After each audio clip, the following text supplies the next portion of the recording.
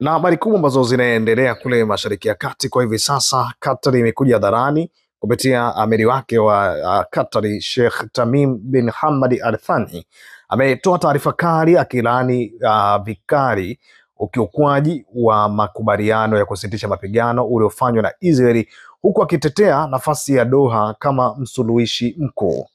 Katika hotuba yake ya ufunguzi wa kikao cha baraza la shura la Qatar, Sheikh Tamim alisema wazi kwamba kinachoendelea katika ukanda wa Gaza ni mauaji ya kimbari, yani genocide.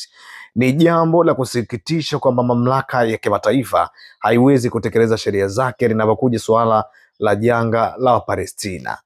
Lakini amiri huyo alithibitisha kulaani kwa Qatar vitendo na ukiukwaji unaofanywa na Israel, ikiwemo ukiukwaji unaoendelea wa makubaliano ya kusitisha mapigano, lakini shughuli za makazi katika ukingo wa Magharibi, sambamba na juhudi za Kiyahudi eneo takatifu la msikiti la Al-Aqsa. Alisisitiza kuwa jumuiya ya kimataifa lazima itoe ulinzi kwa watu wa Palestina na kuhakikisha wale wanaotekeleza mauaji ya kimbari hawaepuki kuwajibishwa.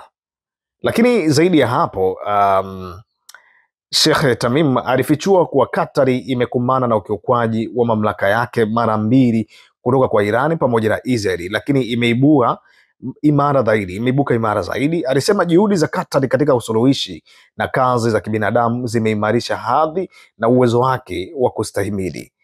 Lakini akizungumza zaidi uvamizi wa Israeli dhidi ya Katari ikiwa ni hali ya serikali inayofanya kazi kama msuluhishi, alikuwa amesema amiri, tuliona uchokozi wa Israeli kama ugaidi wa serikali na majibu ya kimataifa yalikuwa makali kiasi kwamba yaliwashtua wale walioifanya.